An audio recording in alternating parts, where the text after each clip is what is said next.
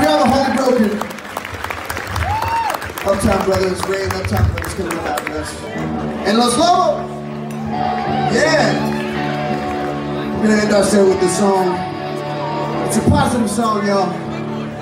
We want you to reach out and touch the person you love. Make sure you talk to them first. Don't surprise them.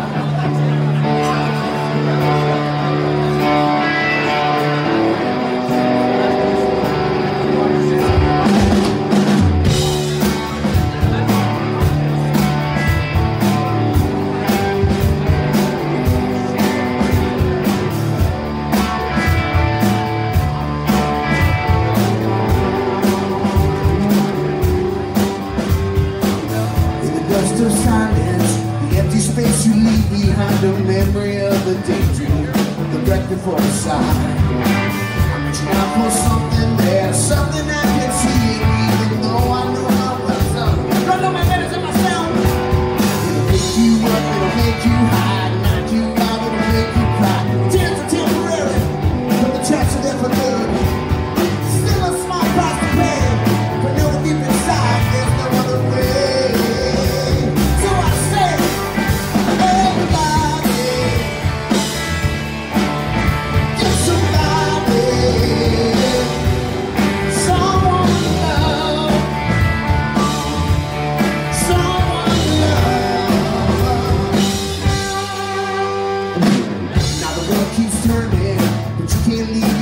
Cause you're the haze from all the dead man, the labyrinths of peace.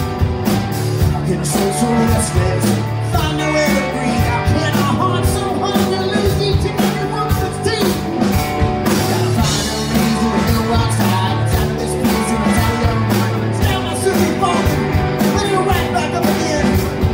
The ocean's always cold, the ocean's always deep, but there's no point in knowing how to swim. You can jump in.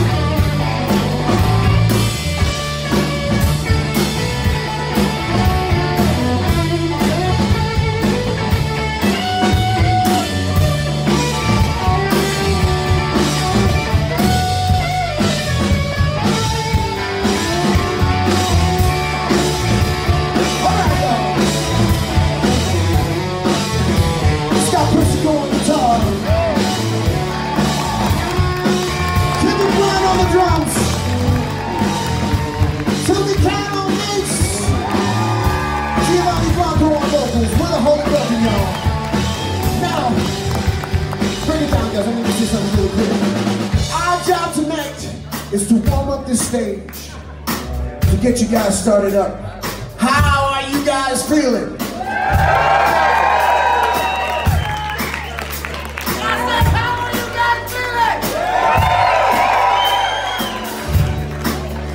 Make sure that, you know, the rest of these bands playing tonight feel good. They don't need our help, but we're going to give them anyway, you know? So we want you to sing along with us. Is that okay? Real quick. There's a time to go. Everybody, get somebody, someone to love, someone to love.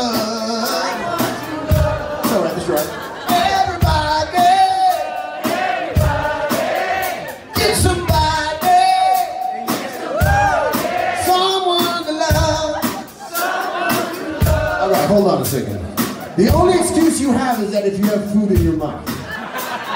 And that's acceptable. You got a plate in front of you. I'd be eating too. So guys, let's cut the music real quick.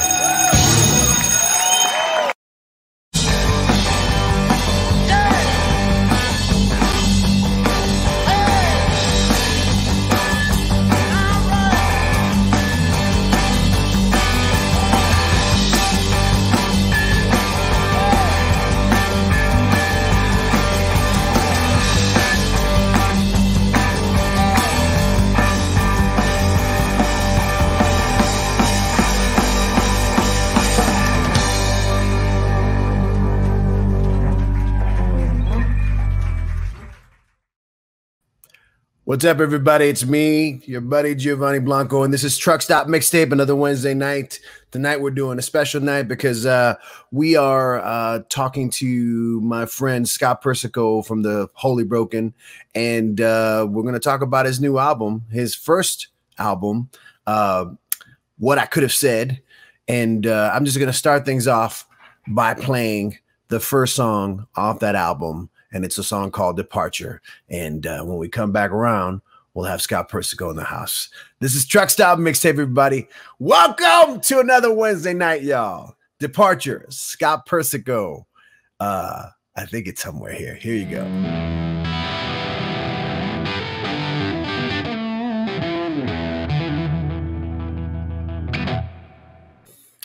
Departure from Scott Persico's album, What I Could Have Said. The first song. This is Truck Stop Mixtape, everybody. And here is Mr. Scott Persico. You see me? Am I muted or unmuted? Is everything working all right? You're loud and clear, brother. You're loud and clear. Dude. How you doing? Hey, you ready for the conference? I'm ready for the conference. It just got off of one outside. Hey, I don't know if anyone knows, but Gio did all the videos on this stuff. You did it like in one evening, and I watched them. I was almost not going to watch them, and I thought, no, I should watch these before the show, and luckily I did. The last, I forget which one it was. I think it's the last one. Well, let's get to it. Let's get to it. So, but nice job. We have some time. Thank you, man. Thank you. I appreciate it. I love the music. I love the music. First off, let me just say for full disclosure for anyone watching that you and I played a band together, the Holy Broken. And we've been together, I want to say, since December of 2016. Something like that. Does that sound right to you? 5 years? In December, 5 years. Yes. Yeah. We just heard the first song off the CD, this album. What you've been playing music since you were a kid. What drove you to create your first album ever, solo album? Good question. You know, back in the 80s, my father-in-law brought us one of the original, very first Tascam 244 4-track cassette recorders, right?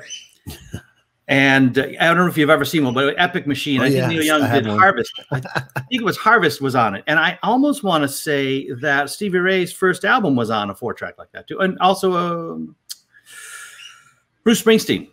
Forget which album is, but it's all on that 4-track. So he got us one. It was so new. It hadn't hit the States yet. And I had to use the Japanese transformer to do 100 volts. And I tried a couple tunes on it and thought, holy cow. I can't believe you could do, multi-track recording without having to do the sync thing, the whole thing, because we had a 2-track reel-to-reel, still have it, but that you're always working about the syncing.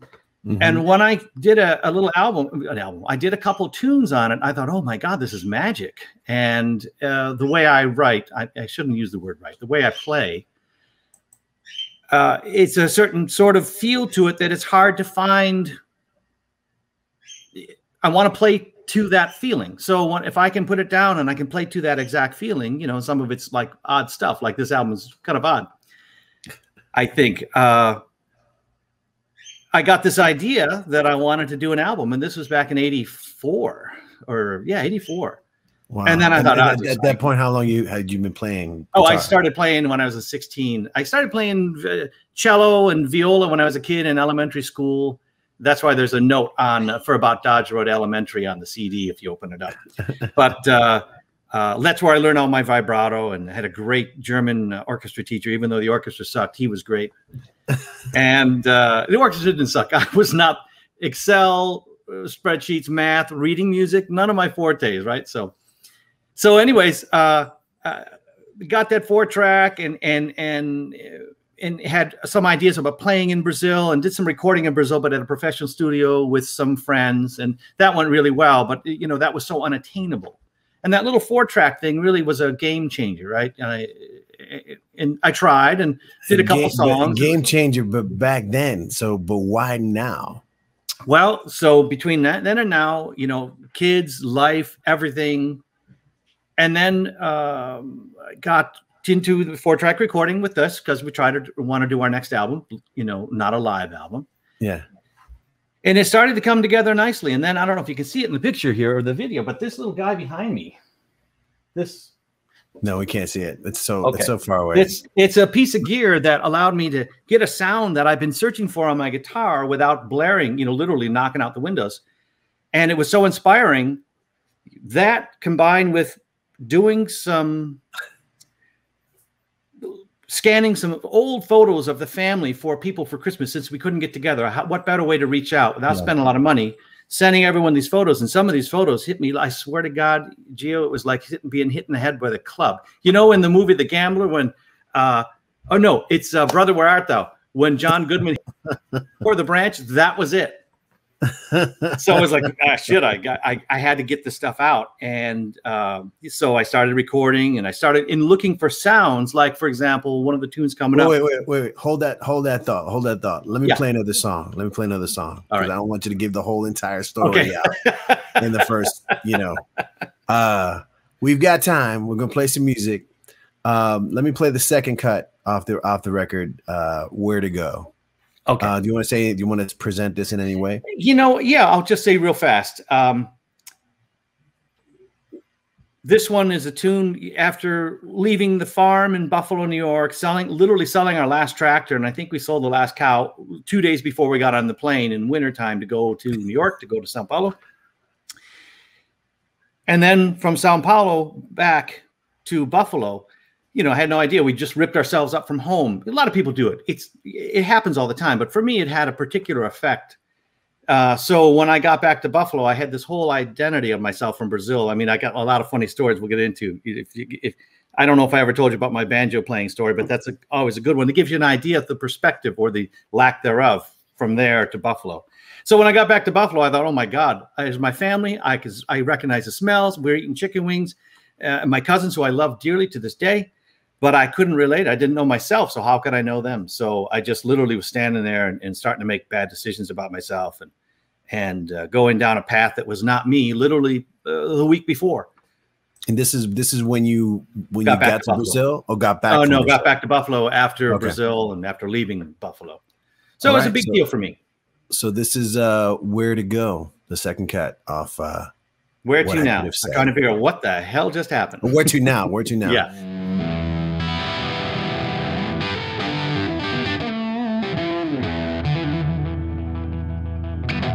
At any point, if you go to Scott Persico bandcamp.com and purchase my man's album, then I'm gonna make Scott write a song for you live. Just play a little. What an asshole.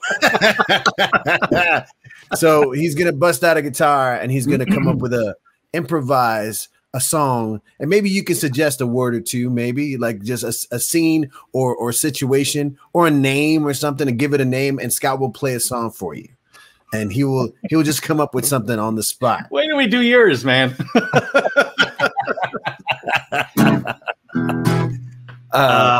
But for real, if anyone's out there, let me know.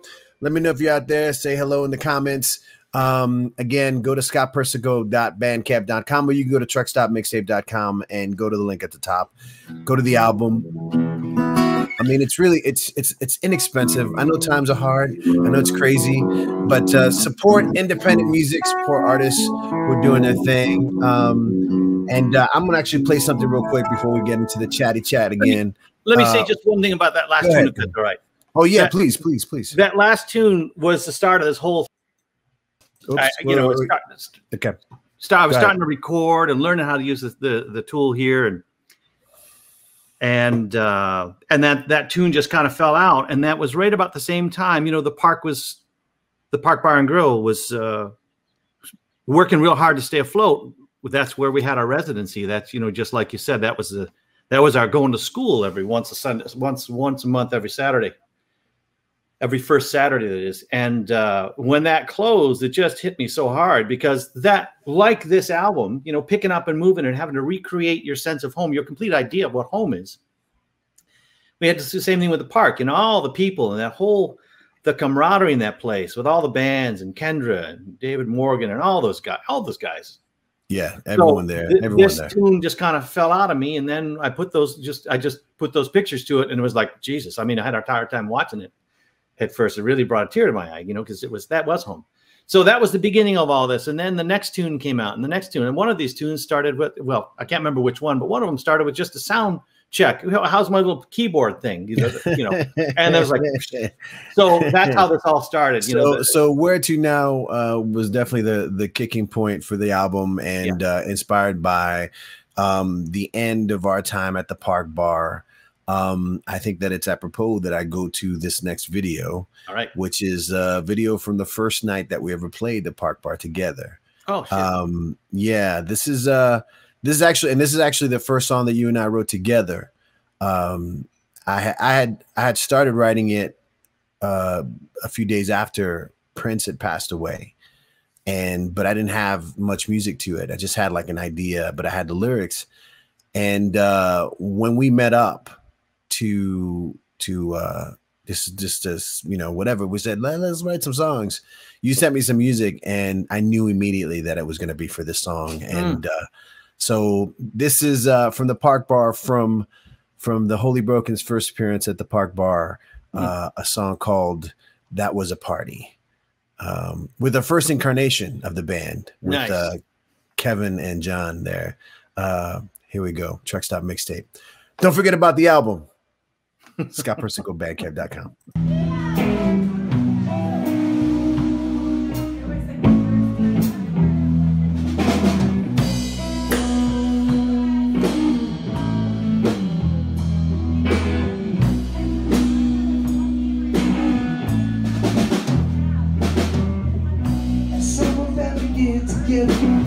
So we go, cause you know we better, we go.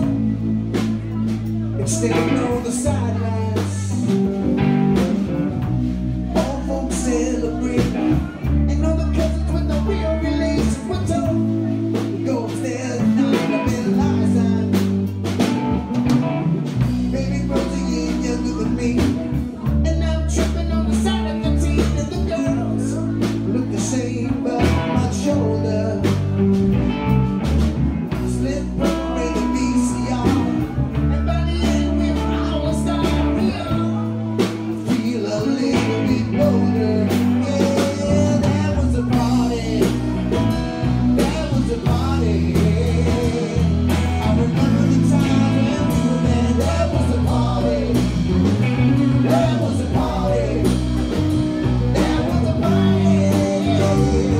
I remember the time when we were there. That was a party. We were friends, we were strong. All together, all alone. Big 1088. Now the year before we graduated, we go in different directions. Some of this at the lake gets us up here with sugar bake. We go, never lose this connection. Yeah, that was a party. That was a party. I remember the times when we were mad. That was a party. That was a party. That was a party. I remember the times when we were mad. That was a party. Friends, we were strong. All together, all alone. We were friends. We were strong. All together, all alone. Yeah, come on now.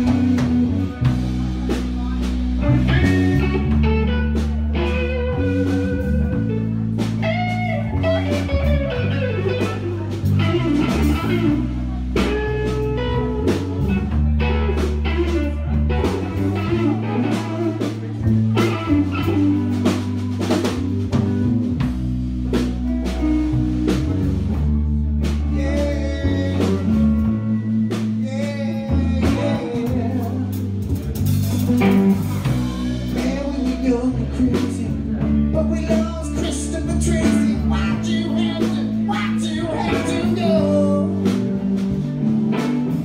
In this time of doubt and confusion, we must remember we had a revolution. We will live to see the dawn. That was a party. That was a party. I remember the time when we were there. That was a party. That was a party. That was a party. I remember the time when we were there. That was a party. That was a party. That was a party. I remember the time when we were there. That was a party. That was a party. That was a party. I remember the time when we were there. That was a party.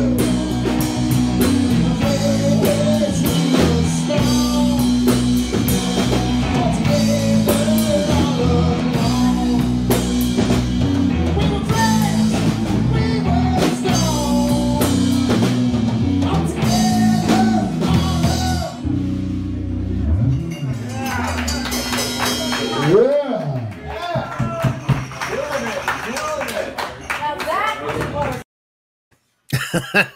You remember that night? How wet that was? Remember that was Yes. our first gig there, and that was I think when we tried getting there, four or five exits on the 5 were closed just because they were flooded. Yeah. It was completely like, can you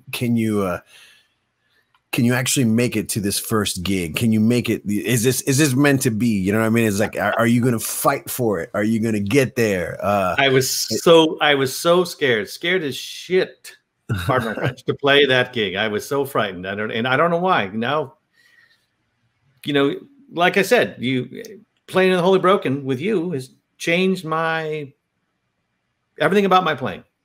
So real quick, not just me. Like in that video, we had Kevin Fisher on drums and John Morosi on bass, and we've had a few really cool people go through the band in our brief history. Everyone's brought their thing. Everyone's brought their thing. Everyone brings their something. And let's cut back to where you were talking about how when the Park Bar closed and you had this feeling and that song kicked off. And that was cool. Everyone was really impressed. Andy B in the house, by the way. I had to kind of shout out Andy. And you know, we can officially start now that Andy B is that's right. But yeah. But then there was still some time after that you kind of really proceeded in full. Yeah, I was trying to learn how to, you know, to use all this this software really, because after that I was like, no, I gotta do this. And so one song and then the next song, and some of these were just ideas. You know me and my ideas, right? They're not songs, they're not pieces, they're just little doodahs. And some of them really sprang. So I couldn't stop. And then I talked to Paul Devlin about it. I said, hey, check this out. And he goes, dude, do an EP. And then like 2 or 3 weeks later, you and I had a chance to talk, and you said, same thing, dude, just do an EP. Okay, let's do it. And then I had already set a date, and then you said, let's do a date. Let's go. And I thought it was, you know, and you and Paul, you and Yuka, you and Paul and Yuka, Yuka's been watching this whole thing, this whole process. He plays in order on Sweetwater, left and right. This whole process, you're like for at least 25 years. 40 years. Oh my God. Right? I don't know. I got a long time. 38. I wanted to do this album back then, right? 84. And I couldn't, the resources, the mental resources, my playing wasn't there. My confidence wasn't there. Yuka's been telling me, this is a big part of this. Yuka's been telling me for the last 10, maybe 12 years, dude, why don't you just be a single guitar player in a band? I said, no, I couldn't do that. You know, I'm not good. I can't do this. I don't do that. She goes, jeez. For years, she's been telling me that. So finally, I went to Austin, came back from Austin, a changed man. I mean, I literally cried while in the bar watching this guy. I thought I was going to see David Grisman, you know, the acoustic guy. Yeah. I mean, told Elliot, I says, oh, we're going to see this great acoustic guys in all these albums, blah, blah, blah. Norman Blake, all these guys. And it turns out to be David Grissom. Totally unexpected. And 2 songs into it, he's playing stuff that I can hear in my head, but I can't play, but I can hear it in my head. And I didn't realize it, but 4 songs into the set, I'm weeping, literally sitting there in this bar full of Texas guys. I must look like the biggest California idiot. And I don't know if my son saw me. Look, no worries about that, man. You look like that everywhere you go. That's right. Oh yeah. Don't get me started. It's not a Texas thing. It's not a Texas thing. Yeah. So I came back and I had to do it. And so I was telling Yuka the other day, I says, well, this album was easy. I mean, I got it done in just a few weeks, you know, theoretically. So, Jesus Christ, just 40 years of shit behind this. Yeah, you know, it wasn't a few weeks. It was 40 years. It's 40 years. But the thing is, it's like once you facilitate the tech windows open and you go like, oh, this can be done. Yes. Or you know, and also this, like you said, the insecurities and the thoughts or expectations. Sometimes you get this thing in your head that it's got to be a certain way, and you know, it kind of slows you down or stops you. And I remember when the kids were born, I stopped playing completely. I thought I would never play again. I gave away a 1962 Epiphone 330. Just, hey, you could use this. I'm not going to play, you know. To who? Well, let's hunt this person down. My brother Mike. Oh, where's gave him a couple amps, and because I never thought I'd play. And then there's one song from Chris Isaac comes on, Wicked Game, I think is what it was. And he's playing, you know, he's got that twang Stratocaster with his whammy bar in there. My son's, I think, 9 or 10, and the other guys are younger, but everyone's hauling ass now. The boys are doing great. And suddenly hit me and says, man, I think I used to do that. And so all that pent up energy, all that. Let me just say hi real quick to Christopher Fonda. Christopher Fonda is in the house. We had him on the show last week. He played actually an excellent version of Bob Seger's rock and roll, old time rock and roll on ukulele, and killed it. But Christopher, thanks for being here tonight. Let's play another video from the album. This is Call From Home. Okay. You want to say anything about it? This song is this was a heavy duty one for me, and I was going after the sound. I was chasing a sound, knowing that the sound was a feeling, and I couldn't put my finger on it. And when the song was done, I realized what it was, and it was this phone call. And what comes to mind is a lot of things come to mind, but one of them is a strong one. It was when I first moved out. You know, my parents were everything to me. I love them to pieces. My father passed away in '86. He was 51. Strong man. And you know my brothers. Mm-hmm. There's the positive sides of my father. You know, as Yuka says, how can you miss your father? Well, you can just look in the mirror, talk to your brother. Anyway, all this Persico around you. So in our family, you know, I cried when I was a kid, but you know, you sucked it up. You didn't cry. You didn't. I don't remember saying I love you much when I was a kid.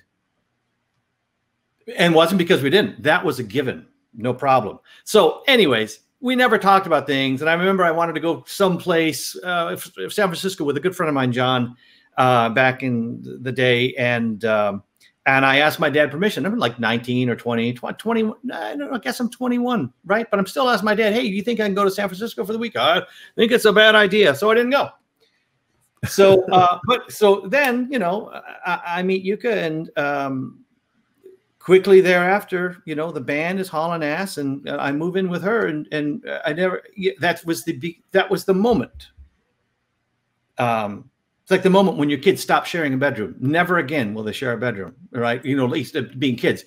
But you don't know at the moment when it's happening. You don't know. Yeah. Oh yeah, well tomorrow maybe they'll miss each other. No, right? This was that moment where my dad would call, and I moved out. I didn't talk to him. I didn't ask his permission. I just didn't come back home and said, I'm fine. I'm in Hollywood. And he would call on Saturday mornings, or, hey, what are you doing? Dad, what do you think I'm doing? I'm kind of living my life. What the hell are you doing? So this album, I realized this whole title of the album, what I could have said. I used to think when I was coming up with the idea of the title, it was what I could have said. What I could have said to my dad or anyone else that I really cared for that I hadn't said something to. That's a big thing for me. But really what I could have said, what I was saying to myself, you know, like, had I talked to myself in a better way, or in a different way, I would have been more clear with my dad. I would have understood my dad's vulnerabilities. I don't know. Maybe when you're 22, 21, you don't have that. But anyways, my dad would call, and what are you doing? Dad, I'm busy. You know, it's like, that's the first time my dad is exposing his whole vulnerability. So on this song, you can hear this. It's kind of like, and the left speaker, literally, the left speaker is this synth pad that is this unexpected, really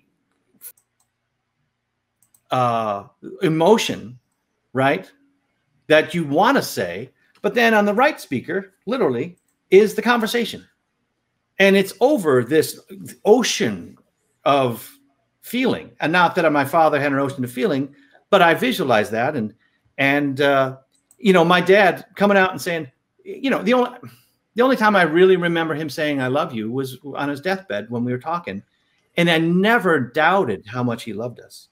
But saying the words. So we say it all the time. I mean, I say it all the time. You know, I tell the rocks out there, I love you, rocks. Thank you for doing your job. You know what I mean? You never know when you can't say hello to your rocks, right? So this song is about that, not being able to tell someone truly how you feel, either by physical limitations, distance, whatever the hell it might be. And with my father, it was being a Persico man from the 50s, when you just didn't expose that side of yourself, even though it's as plain as day, like you're driving a Volkswagen towing behind a 40-foot, you know, road sign, yeah. But you're not talking about it. So it's right that's in front what of this you. is. The left speaker is all the emotion. The right speaker is the, how you doing? This is Call From Home, the third song from What I Could Have Said.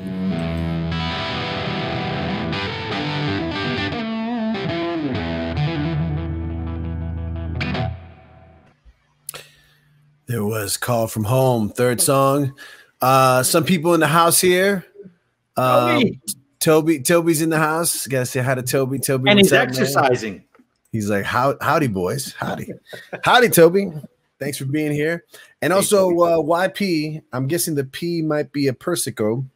But anyone who's played with Scotty knows he not only plays like 2 or 3 guitars at the same time, but he also has bass and rhythm parts embedded in his playing. Yes, that is true. I can attest to that. I concur. And I will say sorry. Also, hilarious when he quotes me. I sound like one of his uncles from Buffalo, so it's got to be one of your brothers. But why? No, that's Yuka. Oh, it's Yuka. Yuka. Oh my gosh. Yes. Of course. Of course. The only why. The only why that matters. That's right. That's right. When she says one of my uncles from Buffalo, you just have one of these days you'll meet him. If my Uncle Rich ever comes out here, is the last uncle I got from the Italian side. My Uncle John is a wonderful guy, very intelligent, but he's transcended Buffalo, and he's more than just Buffalo. But there's a lot more Buffalo. He's worldly. He's worldly. Yes, he's worldly. Whereas the rest was, hey, how you doing? So Yuka, yeah, yep, it's me. Yes, it's Yuka. But also, she said, so funny that he had a hesitation to be the sole guitarist of the band. He could be a one-man band. He can. So his my wife talking. Thank you. Here's the thing about Scott, that being in a band with Scott, that's kind of special. Scott, the things that he was mentioning before, the ideas, the little things that he does several a weekend, or whenever he starts playing, he just records stuff. And he's sending everyone in the band these little ideas, little tidbits, sometimes fleshed out songs. Sometimes it's just like one little riff that's like 15 seconds long. And it's just like, and it's always inspiring, because it's always great. It's always like, I don't know what I'm going to get. It's always crazy. And it just goes into the pile. Okay, I should write a song of that. I put it in the pile. But you're always flowing with creativity, man. That's why it wasn't a thing that when you started doing stuff was just like, dude, you got to record an album. You got to do it. Just do it. And I'm so glad that you're here on this side of it. Again, I want to remind people, anybody who's watching who doesn't have the album yet, please go to this site, scottpersico.bandcamp.com, or go to truckstopmixtape.com. At the very top, there's a link that takes you straight to the Bandcamp page. While you're there, subscribe to Truck Stop Mixtape. Give me some love too right now. But tonight, it's all about Scott's album, What I Could Have Said. If you purchased the album, or even if you purchased the album already, look, I'm going to be open about this and just kind of open it up for all. If you've purchased the album, or if you're about to, or if you're doing it right now, let me know here in the comments. And Scott is gonna perform a song, improvise a song inspired by your purchase. your love in the form of it's a discount. It's a discount. Yeah, basically this is the extra. This is the bonus track. You get a bonus track basically. If you buy the album right now, you get a special bonus track that's dedicated to you, and it could be whatever you want it to be. So Scott will play something live. So let me know in the comments if you bought the album already, or if you're doing it right now. Scott Persico at Bandcamp.com, whatever. You, again, a man of many prolific in your sort of output of guitar music. And I know that a couple years ago, I want to say it was a couple years ago, you joined one of the bands that was part of Truck Stop Mixtape when we did it at the Park Bar, and that was Sam Lapides and the Rotten Liars. And I wanted to play one of the songs. Yeah, so I'm gonna play this song that you're a part of here, and let me see if I can find it. Where is it? Somewhere here. Oh, here we go. Here we go. Lucky Strike. Oh, yeah. So this is a cool video. But guitars are provided by Mr. Scott Persico, and it unmistakably, because you can tell by the way, the tone and the style. This is Sam Lapides and the Rotten Liars' Lucky Strike, featuring Scott Persico on guitar.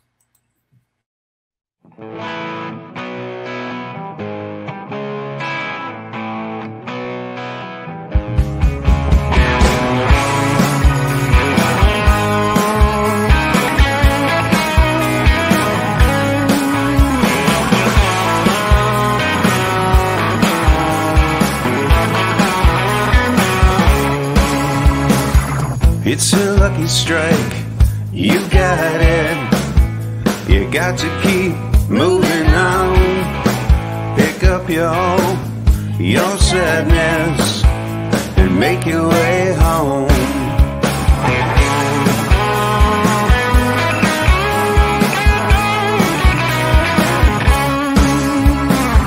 Stardust memories upon us, making faces in the dark. You moved to be honest, now you're fighting alone. Looking like you got it, and no one can wish you wrong. Feeling so sorry for her, too late.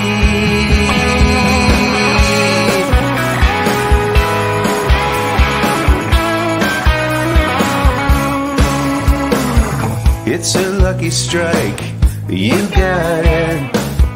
You got to keep moving on.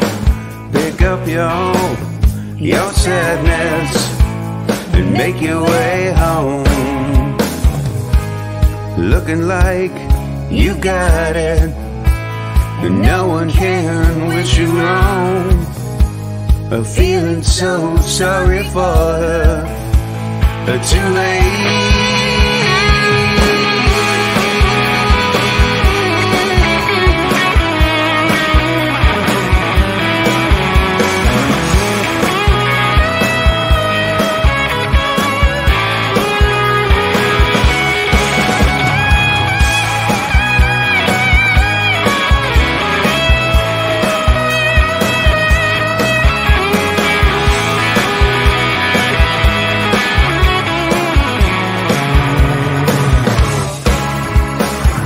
It's a lucky strike, you got it.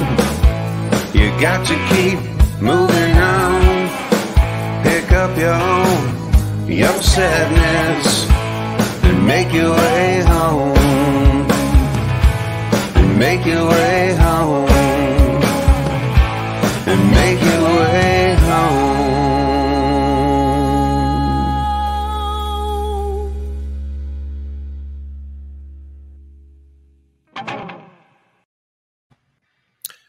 I love that tune. The Rotten Liars there with Julie Fergus. Hey, Julie. Yes, love. I love that tune. Yeah, it's a great song. It's a great song. So going back to the topic of the night, your album. Yes. What I could have said. The first thing that struck me when you told me the title, I was just like, wait a minute. Scott's one of the people that I know that talks the most. What is it? What possibly could be the thing that he could have said? Because I thought he said it all. Yeah, and listening to the album, it was very clear, because it's not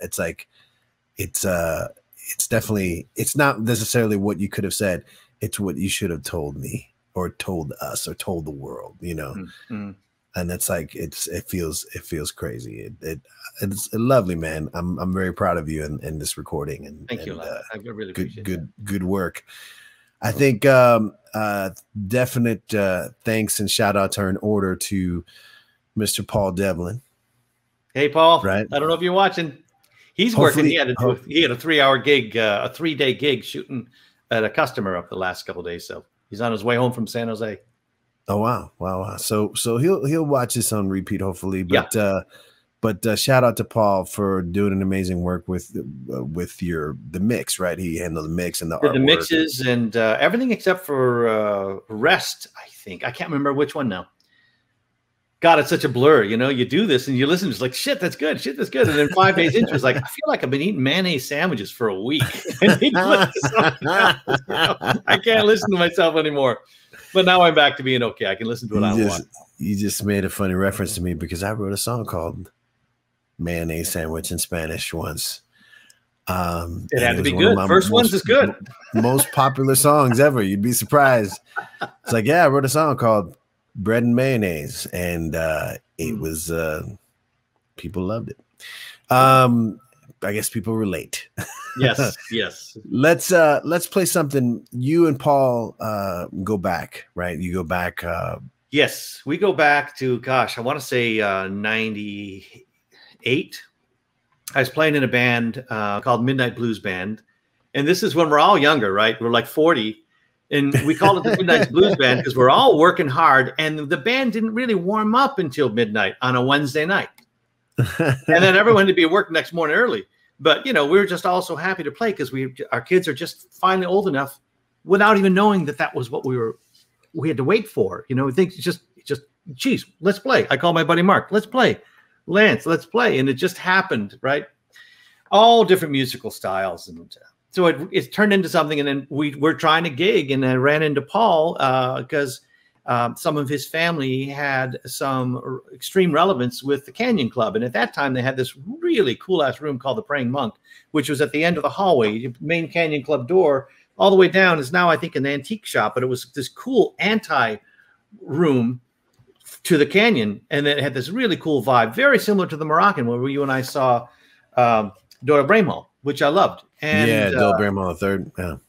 And half the band was from this one company in Calabasas, with one network company. So if we played, everyone came. So you can imagine we would play this place called Casa Rey in Agoura Hills. You probably remember it. You know, Mexican joint with a nice stage. We'd bring 250 people. And the one guy said, "You guys brought almost as many people as Alvin Lee." It's like, well, not because there's no Alvin Lee in the band, but we got a lot of people getting drunk and having a good time. So anyways, I met Paul because he came in, the guy that was running the Canyon asked Paul to come check out the band to make sure we were good enough to play. And then Paul and I hit it off. He goes, you know, band's good. Sure, we played. But Paul and I hit it off. He goes, man, let's play something. And Paul and I we had an instant connection. You know how you and I had an instant connection, right? Yeah. And Paul and I had an instant connection with, and his wife, Heather, she's an absolute doll. But yeah, they're some of the nicest people in the world. But he and I acoustically, and yet we're so different. You know, Paul is he's a surgeon. He'll play his tailor, and he's just so nice and clear. He's just so clear, right? And like if a John Hyatt tune where you're supposed to have a little kick in there, like a little mule running down the road, and then the mule gets a happy thought, and just kicks one foot happily, and then he goes on the rest of his work, right? Paul can do that. But I'm always the happy mule. You're always that, happy. Right? My hands going all the time. There's a lot of kicking. That's right. Because with all the touch, you can't see my mistakes, right? So, anyway, so we fit really well together, and we started playing some acoustic stuff. And then Paul, and you know how I remember things when I'm happy and I'm playing. I don't remember. So that's why I have my music stand now, because know thyself, right? So Paul and I would play in here at our house. We're trying to put together a set, and this is those days. This is in the days when Paul didn't need it, but I needed it, and you saw it happen. Then you pulled the plug and said, "Let's just go." But I thought we needed to rehearse for 1 solid year before we played out. Yeah, and that would kill most bands, right? So, anyways, we'd be playing, and I'd get ready to start the song, ready to go. You'd see on my face, "I got it. Well, let's go, John Hyatt. Let's go." I said, "What key is it in?" so it was good music. Once we got going, Paul he can remember, he carries the tune, you know, you've heard him. Yeah. But I'm this I add a significant amount of humor with my inability to remember what the hell we're playing, what the key is, and every single time we play. So, and it's because we don't just get in there, it's not just GCD anymore, it's really organized. So he's great. He and I have had such a blast playing acoustic together. And then we started Devlin Persico. We had an opportunity, and that was a lot of fun. But my ability, the band got to be really good. And it was more accurate than I can be. And I realized that, oh, this is going to push me in a spot where I might fall, and I don't want to fall. And then I had a real conflict of time. We were just coming out with working on our live album. Mm-hmm. So I didn't want to annoy one of my dearest friends.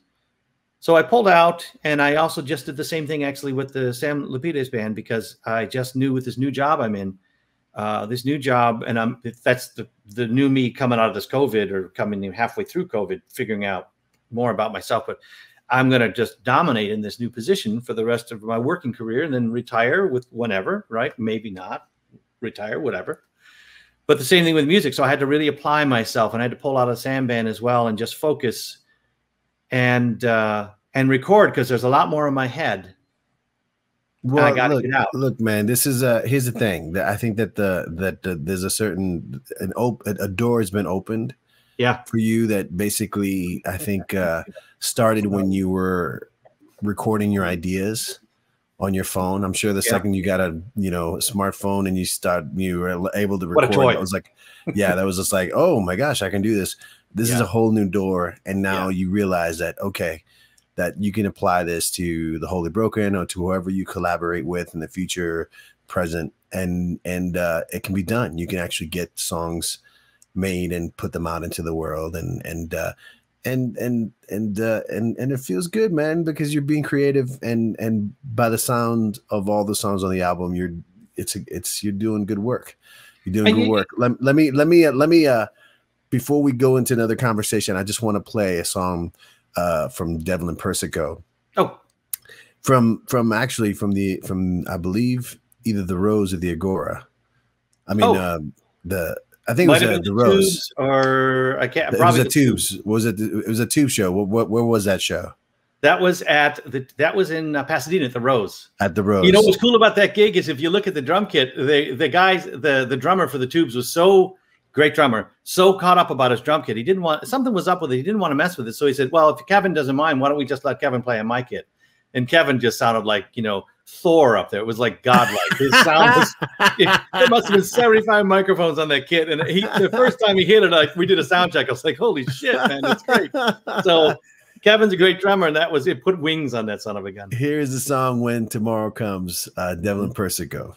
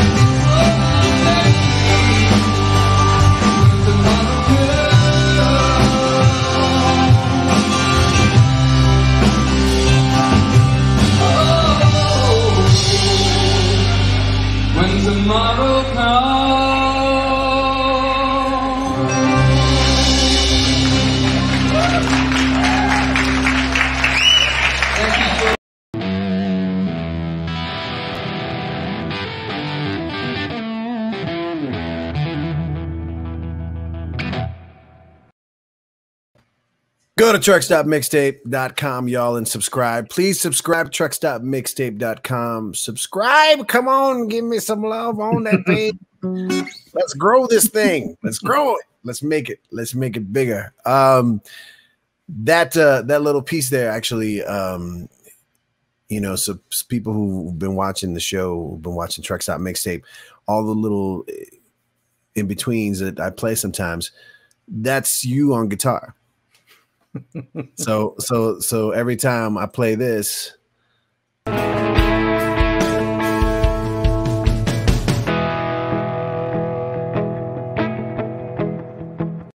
some good stuff right there. That's Scott Persico. That's the Scott Persico playing that guitar. That's trying to sound like a whole band. Yeah, like you said, you're a one-man band. I can only imagine you know what that's like in the morning. You know what? And I'm going to say, you're the one that changed that. You know, with all these little things. I think if I look at my phone, I'm at 700 and change on this. 732 on my notes thing when I started using this new phone. Crazy.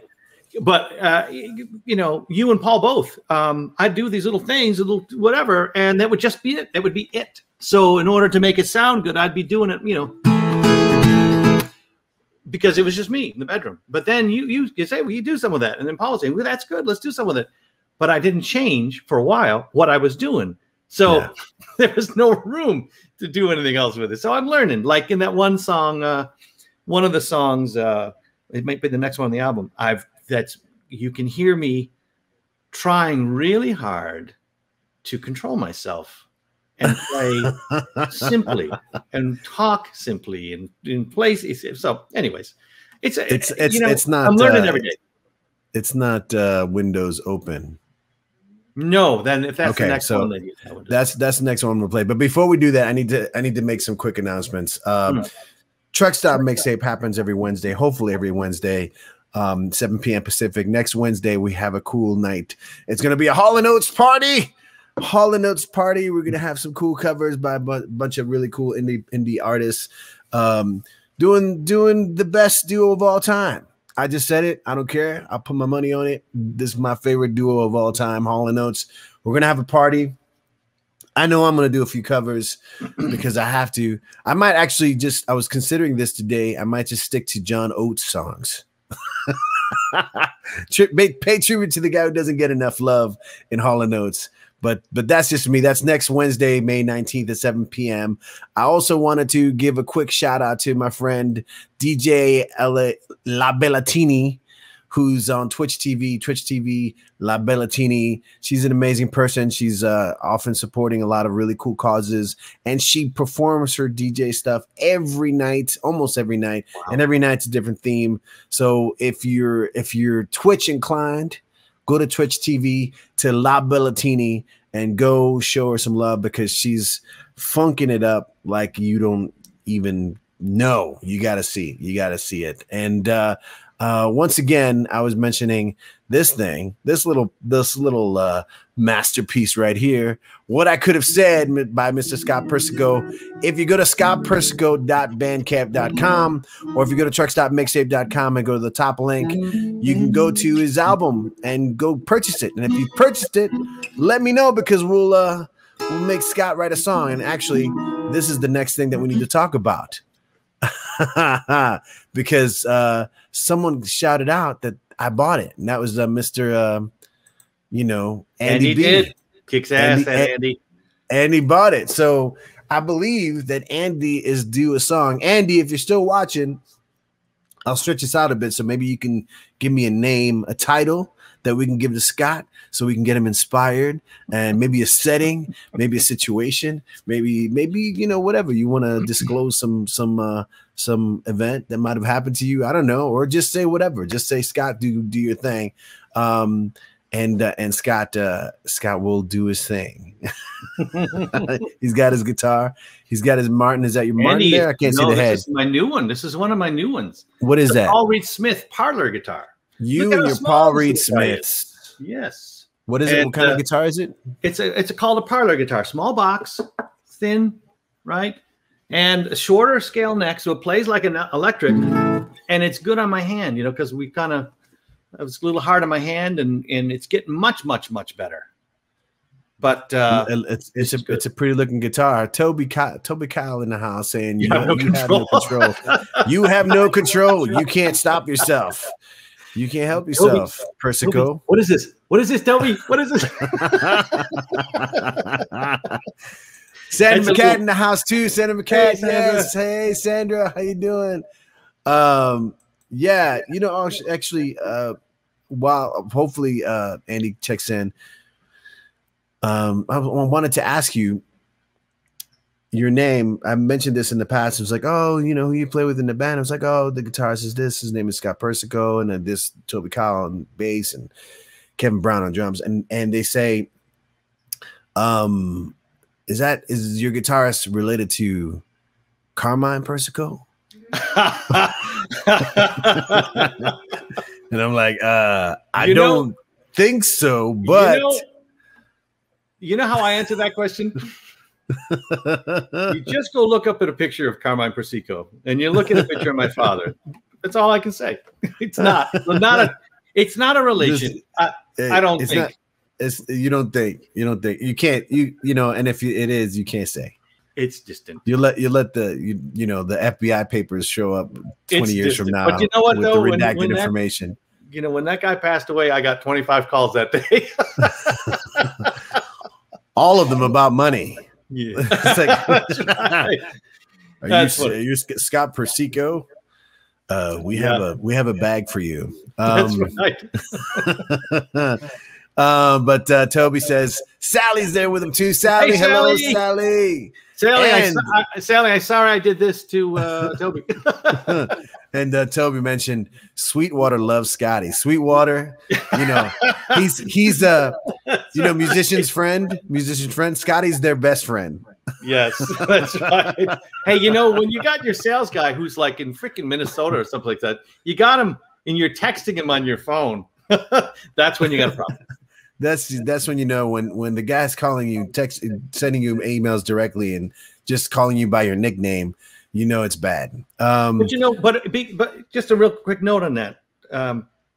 I've never been in a moment in my life that I've been I've had this many ideas, and I can hear so much, and that I've got not that it's a lot compared to the next guy, someone else, playing guitar. Every second guy you meet in the street kicks your ass on guitar. You know what I mean? So just take it with a grain of salt. But but not playing, just literally like hits you on the head with the guitar. That's right. Good morning. So, but I've never had this many ideas. And Yuka's, God bless her. She's hearing some of the stuff, and she's my certainly biggest fan. And even though I'm a little out of control, it's under control. Yeah, but we're getting more. I'm getting more sounds, and I just can't believe it. I just can't believe. That's awesome. There. That's awesome. So speaking of sounds, I don't mean to cut you off, my brother. No, it's right. But Andy has provided a theme, and the theme is regret. Ooh, regret. Ooh. I regret not getting the donut this morning. I was thinking about that is regret. If you know me, got a bag of donuts. We'll call the song "Dunkin' Don't." Duncan. Andy, I can use a capo, right? Say yes. All right, everybody. This is a song for Andy Between Us. Andy B gets his own song because he purchased the album. If you go to Scott Persico truckstopmixtape.bandcamp.com. Let me put that up right here real quick. Or if you go to truckstopmixtape.com, the top link takes you to the Bandcamp page. Purchase this guy's album, show him some love, give him some support, and let us know here that you got it. And Scott will do something like he's going to do for Andy B, which is a song about regret called Dunkin' Don't. Can you hear this? Yes. Too bad. It was a turn it up a little bit. Turn it up a little bit. Turn it up? A little bit, yeah. Oh, that. Beautiful. Beautiful. All right, everybody. This is Scott Persico. Oh, you mean like right now? Right now. Oh, yeah. On the spot, baby. This is a song called Dunkin' Don't for Andy B. So let's see. That's a happy chord. That's not regretful at all. That ain't going to work, Andy. Okay.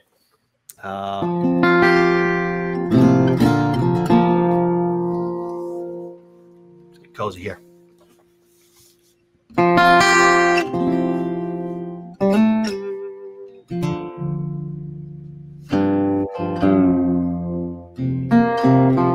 I don't regret that.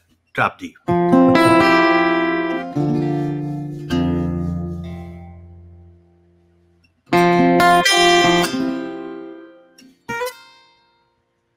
That bad note was purposeful.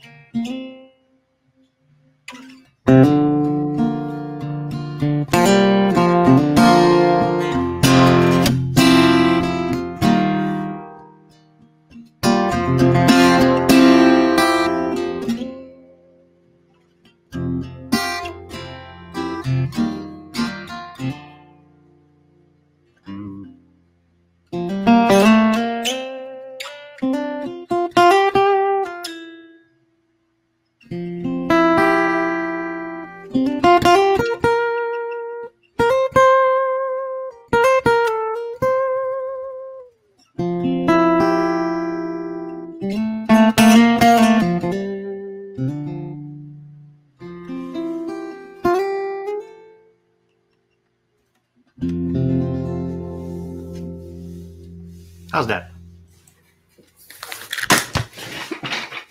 Come on, man. That was awesome. That was beautiful. That was beautiful. Come on. If you can't play it in drop D, don't play it at all. That was amazing. That was amazing. Well, you know, Thank you, man. These two little notes. And there's never a regret without having some resolution. You know what I mean? And then I love this. Ready? Super cheap but nice. Andy approves. Andy approves. That was beautiful. On the spot, the song Dunkin' Don't. I love it. I love it. I love it. Sandra approves as well. Yes, it's beautiful. It's beautiful. It's beautiful. And Nicole Neal says it's awesome. My cousin. Nicole, yes. I love you so much. Nicole says also Scotty has always told the best stories. Put all that to music. Yes, I think that's the plan, man. Here on out, right? Here on out. Nicole, you remember when I told the kid on the front porch in Buffalo when he swallowed his bubble gum, I said, if you swallow your bubble gum, you might blow a bubble inside him and just float away. And the kid looked like I just told him he was going to die. And I was just funning with him. I don't know if you remember that. It was on your mom's porch. I felt like such an idiot afterwards. I thought I was doing a good job talking to the kid, but wasn't good. Here is song number 4 off of What I Could Have Said, Windows Open by Scott Persico.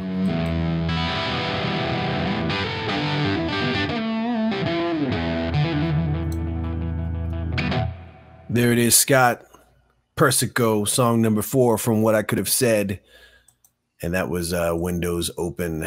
Please go to scottpersico.bandcamp.com or truckstopmixtape.com and get your copy. And if you get your copy, let us know, because Scott will perform a song for you here on the spot, as he did for Andy B already. Want to acknowledge some people in the house. By the way, when it was Sandra McCat Band popping up, is actually, hi, it's Doug. It's actually Doug saying hi. Hey, Doug.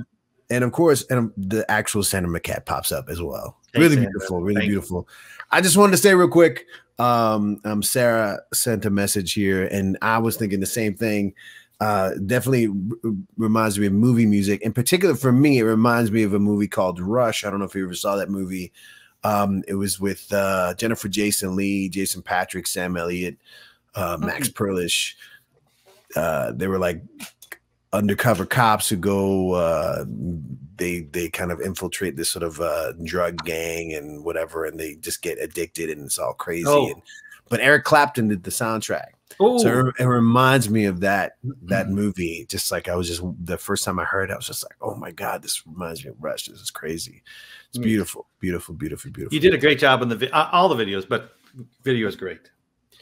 Hey man, gotta get the music out there. Gotta get the music out there. Let's continue with the music. Speaking of which, I want to play another one of the songs that we've done. And actually, this is a song, one of the last songs that we wrote. Not the last, most recent songs that we've written together. And this is from the last show that we did live. At the Park Bar. I believe it was March 7th. Maybe March 7th, like that. But it was definitely March 7th because it was Sarah's birthday. And this is The Man Who Would Be King. I love that tune. Yeah, hopefully it'll be on our new record. Hopefully. Followed by a little something else from that for Sarah, because she brought it up. But this is the Holy Broken double shot, Man Who Would Be King. From the Park Bar, our last show there. So love that place. Yeah, love bittersweet. Here we go. All right.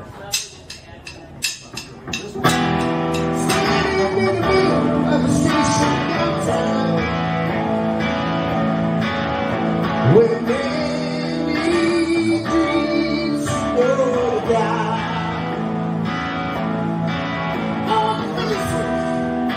they seem so unfamiliar, but my feet going back on the sidewalks outside.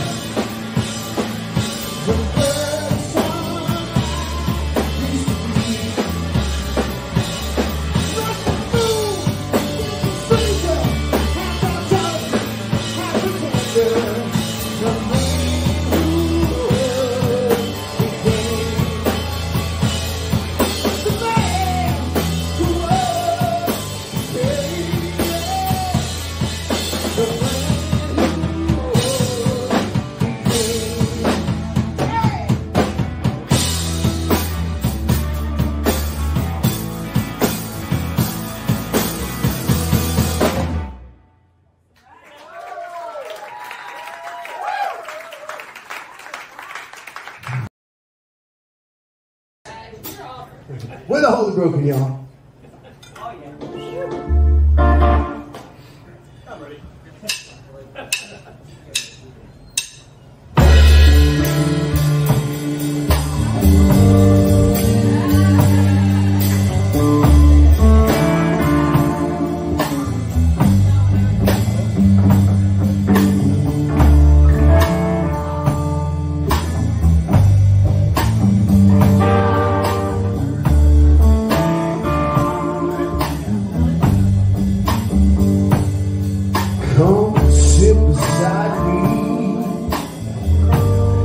That'll do for now.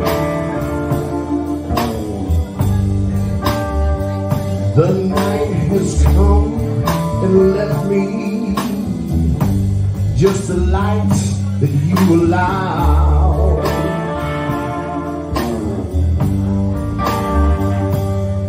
Come speak my name, fill my head with all such foolish dreams. My flesh and blood is no more real to me than what it seems.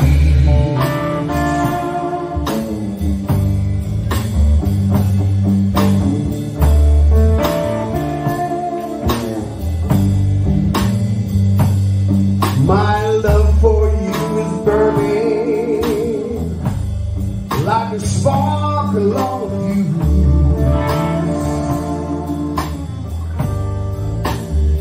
I feel your mark upon me now, as surely as the hand that leaves the bruise.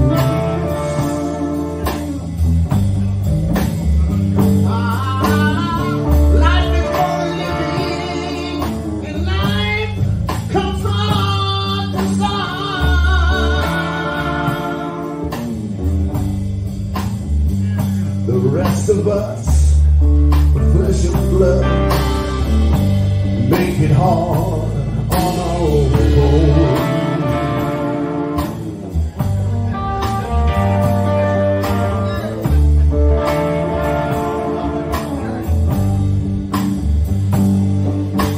All I wanted was the freedom to refuse, something on my own to love enough to hate, to lose.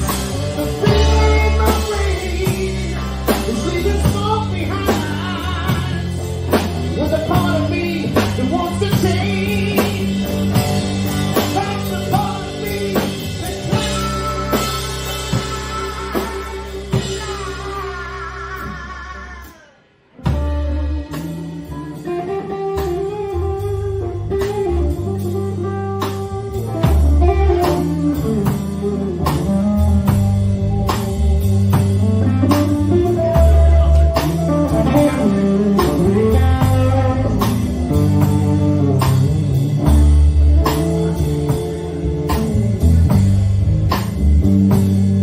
come see the golden light, 'cause I turn the golden light on.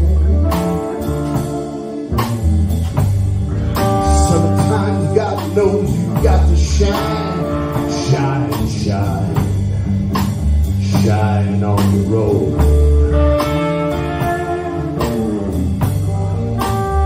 I stepped out of the darkness, and for a moment, I'm only living by your kiss, your kiss, your kiss, your kiss, your lips, your kiss. But for now, just for now, our flesh and blood is more real than this.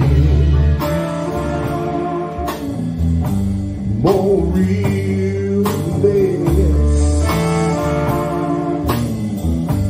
More real than this.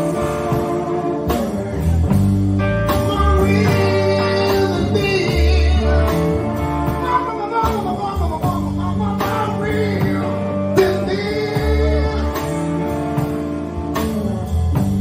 More real than this.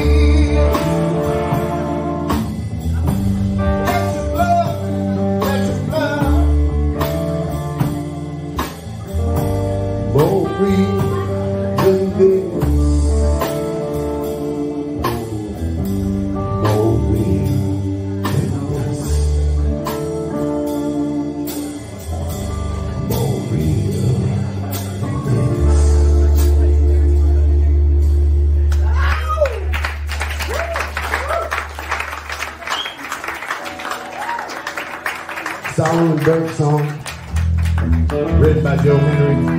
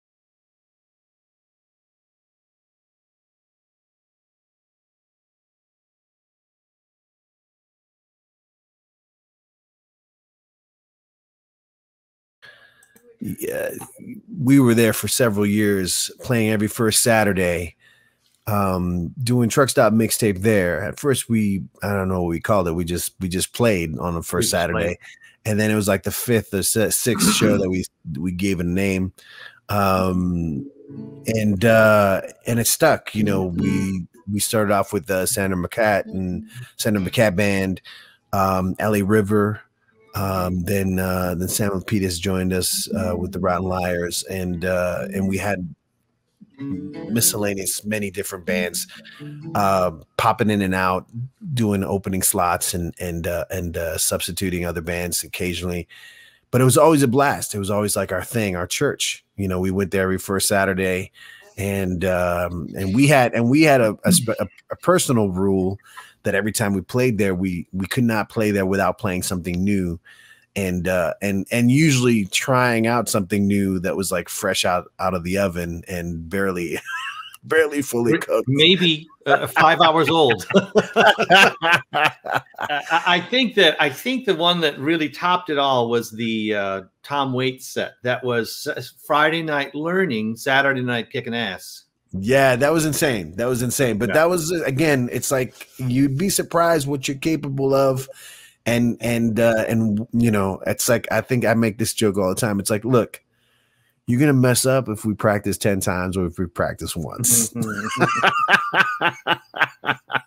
So let's just go in. That was crazy. That one was crazy because we did, like, I think with the two different outfits, we did about 30 different Tom Waits tunes. That was something. And it was all like the night before, and it was amazing.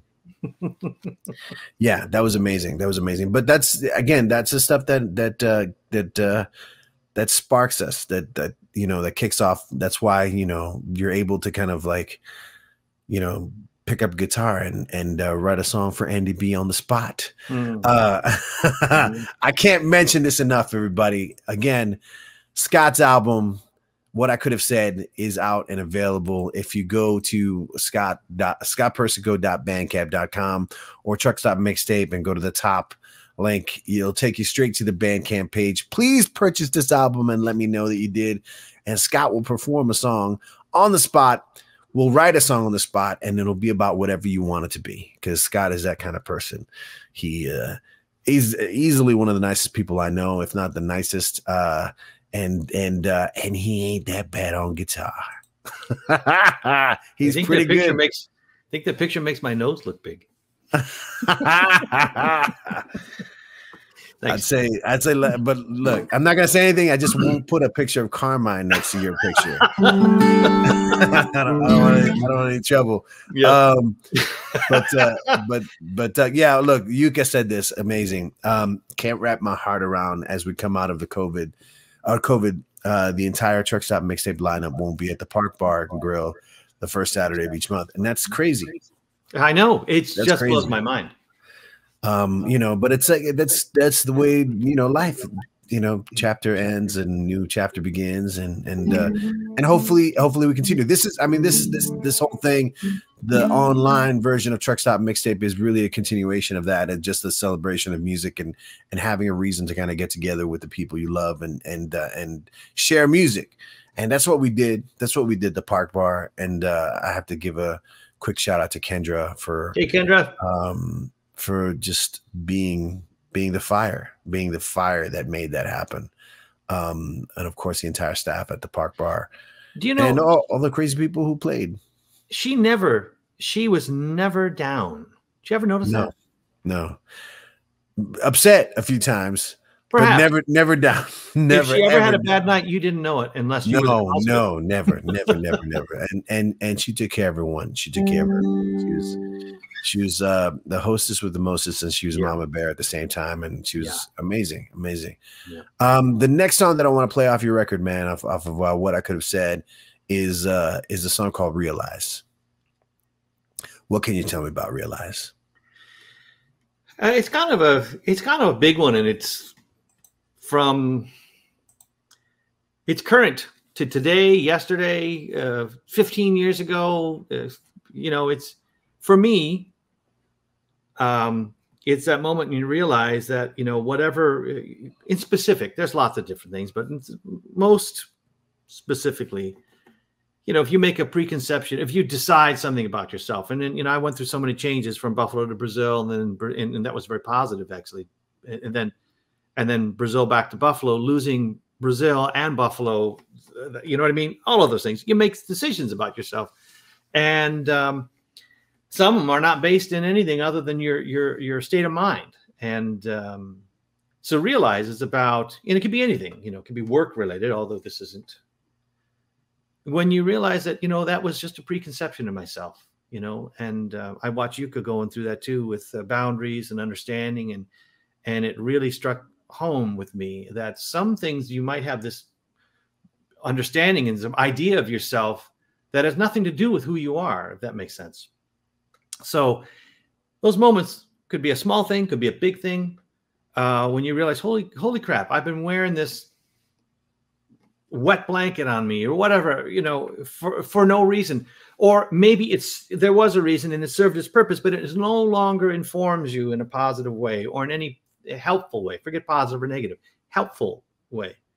And you just shed that and you move forward. And it's like the clarity that comes from that moment is it'll fuel you for years, So it's when you realize that, I wasn't a schlub, or I didn't make a mistake, or I didn't say the wrong thing to my dad, or I could have said this, but since my dad couldn't say I love you to me, but he knew how much I cared for him. I mean, I remember. You remember, right? You remember baling hay with my father, anyways, that. Yeah, man. Yeah. Well, everybody feel this one, y'all. It's called Realize. We got you, man. We're here with you, man. This is Truck Stop Mixtape.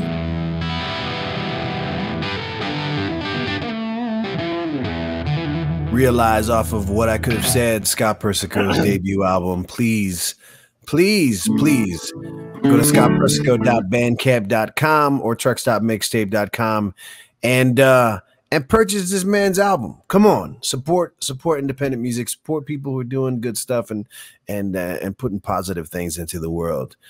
Do your part and give a little love.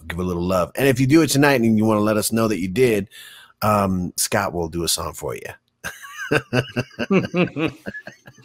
Good job on that, Gio. That's an ass kicker, I'll tell you. Hey, I sent a couple of those pictures to Paul for the cover, right? And one of his comments back was, Scott, what the hell's up with you and your zipper when you're a kid? Did it just not work? And I guess I've just been a busy man all my life. Just no time for some things.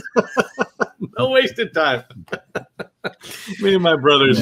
Just ruin a beautiful moment, man. Just ruin a beautiful moment. I had to, otherwise I couldn't talk anymore. Nicole, I got tears in my eyes listening to this. And of course, Nicole, you guys are all over this thing. You know that, right? Yeah. This is the heartbreaker, man. Elliot checking in. I love you, Papa. Man, can't look at that.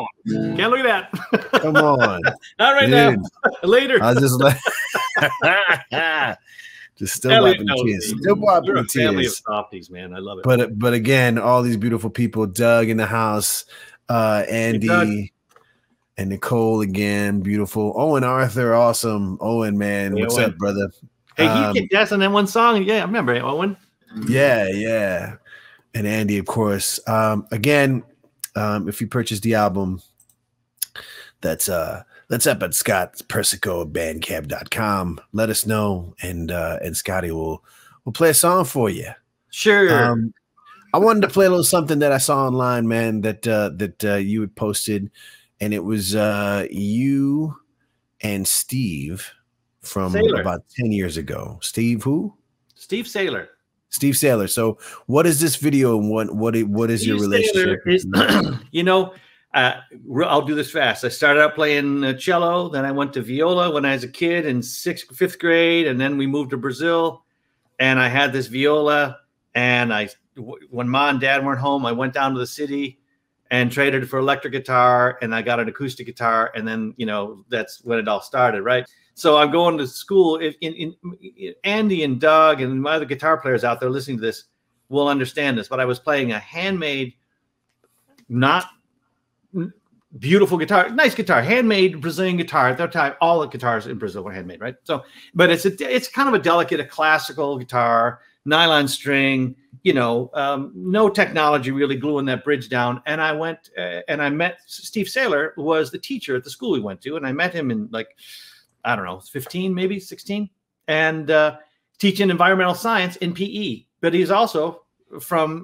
he played guitar like no one's business. And he had this epic Guild 12 string that was literally like, it's like an angel from heaven. And I'm exaggerating it, but I'm not. Okay. This thing, he'd open up the case, and it was, when we talk about church, that was me going to church. Steve Sailor is one of the guys I talked about in that video about my playing, where I got my style from. And this G, I play every day. That's him. This C, everyone plays it, but I got that from him, and it's in everything I do. It's all over the Holy Broken, right? And that's even on electric. So wait, I just want to say something real quick. Yeah. Thanks, Steve. Yeah. You can blame his ass. So, you know, I'd go see that guy, and he'd be in his classroom, right? And he'd have this Guild 12 string, which a 12 string of that style in Brazil in the 70s, it's just, you know, you either brought it or it just didn't exist. You know, guitars were different there. So this was a big jumbo box, and I would pick it up. He let me play it every now and then. It was and it had a sound. It was the sound that's in the background of my head. It's like the sound of the universe to me. So I got one. You know, I don't play it much. I'm going to do a little acoustic playing with Sandra and the guys. I was thinking about bringing that because it's literally it's an angel in the room. But Steve is the guy who taught me. He saw that I had a good sense of time, and he wanted to play songs, so he'd teach me this, and I'd do that. I would play that G until my hand would fall off. I think I told you that. But he loved that because he could do his stuff over it. He'd sing. We'd sing A Dog Named Blue. One of the songs we always sang was this one, You Ain't Going Nowhere. And then we moved from Brazil. All my friends, the people that were the most dearest to me, we moved, and nobody knew at that time, you know, 1980, government's changing. It's going from a dictatorship to a democracy. A lot of shit going on. Some of our teachers were actually CIA. They're watching the government. It was a weird thing. Yeah, a lot of things still going on. Still, absolutely right. Yeah. So anyways, I lost touch. He left suddenly, I think my junior year, and I felt like I lost a third grandfather. You know, not that he was only 26 when I was 17, I think, very young. But I lost touch with him, and I never had a chance to tell him how significant he was in my world for playing guitar. I mean, significant, like, here, you want to play guitar? I'm going to give you a hand. Here, literally, here's a hand so you can play your instrument, right? So then turns out we get on Facebook, and people starting to talk, and Gail, his wife from Brazil, says, "Oh, Steve's in San Diego." It's like, well, are you kidding me? He's in San Diego. So I get a hold of him, and in fact, on my iTunes, I was listening to songs, and there's his voicemail that's in my iTunes. It's like suddenly say, "Hey, Scott, it's Steve." It's like, thought I was answering the phone. This was yesterday. So we meet up, and I brought 3 guitars. He's a teacher at school down in San Diego. He's since moved, but I brought all my guitars. We're playing in the one of the gym changing rooms, And oh my God, it was a big moment, right? So now we're talking and we're regular. And this is the second time I got to see him in person. I was at a trade show, San Diego, with my brother for laser product. And I said, I'm bringing the guitar. Steve's in San Diego. We're going to go. And then this is us playing. You ain't going nowhere. Bad phone recording from a BlackBerry, which my brother loves BlackBerries. And, but shout out to Kip. Is it Kip or is it Kip? That's right. It was Kip. And what you'll see in this video, it's grainy, but the absolute connection and joy in this is profound for me. Yeah, you know what? I have to say that I love this video because you're singing and you rarely sing. So this is Scott and Steve exactly 10 years and 8 days ago. Yeah. There you go.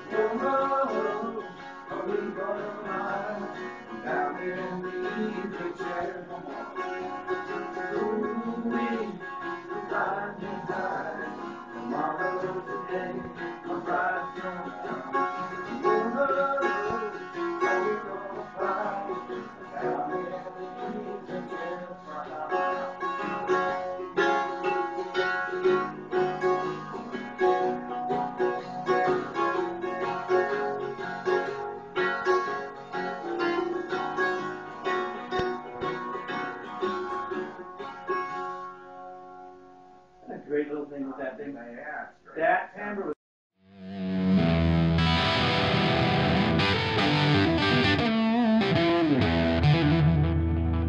Here we go. Welcome back. So, Scotty. Yes. That last tune, open tuning. Yes. Tell me about it. You know, that's. Thank you, Andy. Thank you. And before it's a happy tune. So while I can still talk. I love you, Elliot. Thank you, sweetheart. Love you to the moon and back, and you know that's big. And you and your brothers. Thank you. I had to say that before I couldn't. So, shit. So, anyways, that I was just happy, and I'm just sitting in the bedroom. It was a Saturday, I think. It was a Saturday. You know how I write on Saturdays and send you shit on Saturdays. So it was a really great week and some great conversations that week, and I felt like $1 million. And things were moving. Everything was. I felt no resistance, right? And so you and I are sitting there talking, and I'm just messing with my guitar. I'm just tuning the shit out of it. Just like nope, just different, right? Because it forces you to think. You know, it's like, so I put this guitar in this. It was a very what some people would call it a drone tuning. Turned out I had these two center strings were tuned an octave apart. Not an octave, but they're. I don't know how to describe it, but it was definitely a drone sort of tuning. And I started playing around with it. And within 3 or 4, I don't know, a minute or two, I had a feel to it. And you said, "Oh, want me to go get your phone?" I said, "No, you know what? Let's just go." Because I'll never do that again. And tuning my guitar that out of whack, my guitar was probably pissed. So I just wanted to get it. So I sat down, turned on the thing, and got 80% of the original feel because it goes fast, you know. So I got 80% of the original feel. I turned on the thing and just hit go, and I wrote that. And I hate to use the word write because writing means You've got it down. You could tell someone else how to play it. You could actually play it again if you wanted to. I couldn't. So I just recorded it on the spot. So you can hear, this is one of those things where I let my mind take a seat to the right, and I let my heart and my hands just go for it and enjoy the entire feeling. And when do the cops come in? You're right. That's right. So, right. And they didn't, I've been, maybe it's easier for me to shut my brain off than other people. People that know me know that. So anyways, I mean, and to circle back to talk about the entire gist of this whole effort, it was predicated on what I guess is a myth, but I didn't know it until I said it to a few people, and they said, no, that's actually not true, but I get your intention. And that was, when you look at your arm, the blood in your arm is blue. And the minute it hits air, it's red. So I wanted these ideas to be as close to that blue as possible. So I didn't do 2 takes or 3 takes. And some of them I did. And some of them, I had some wacky sounds that, God bless Paul, and he was able to tweak some of that stuff out of there. You would have thought I was, anyways. So this tune is one of those I just thought, no, if this is going to be that, I'd already a couple tunes into this, and it was the whole gist of the idea of the album was working. And now I was stressed about it. It's like, what if it sounds like it's turd? Real thing. This is a real thing, yeah. So I played it, hit record, hit stop, and of course I added some reverb, and that always, reverb is the bandage that fixes everything. And and there it is. So that's just a happy tune. I was just in a happy mood, and the same thing with the next one. All my ideas, most of my ideas I send to you guys are from Saturday mornings. Because it's the end of the work week.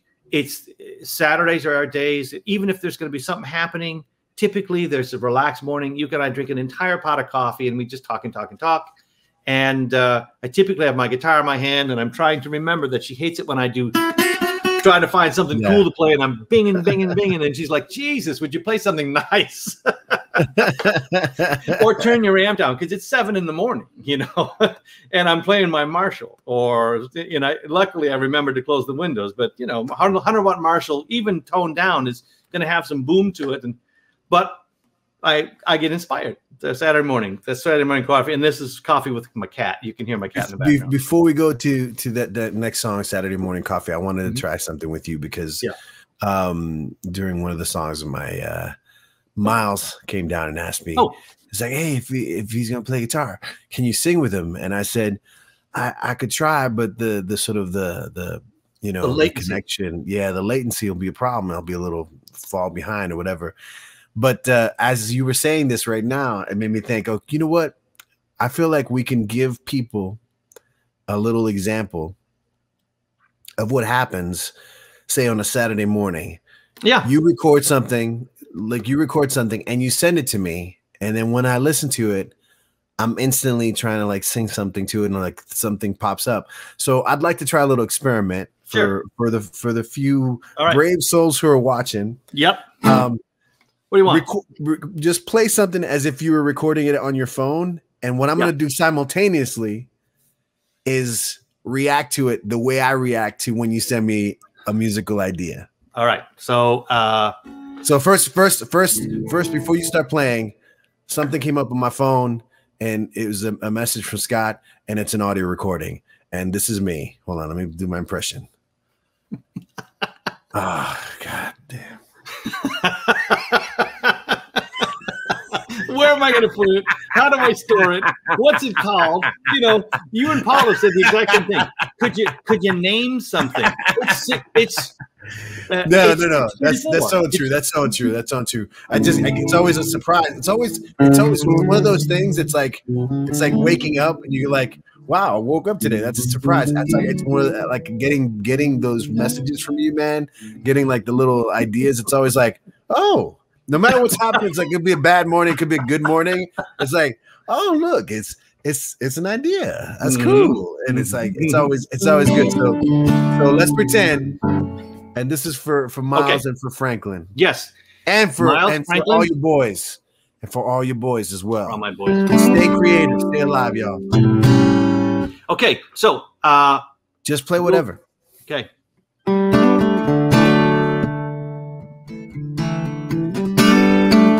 That key all right? Hold up. Stop right there. Stop right there. Stop right there. Stop right there. Stop right there. I'm not here. You're recording. Oh yeah. I'm not even here. I'm not even here. So don't react to me. There we go. I'm not even talking to you.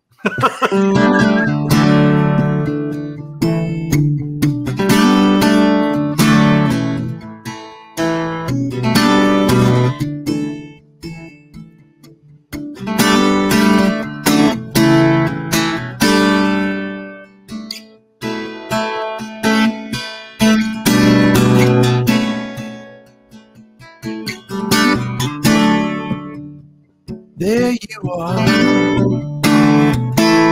Come to me now. Find a way to make it. I know. Stay where you are. I know that tears are leaving, man.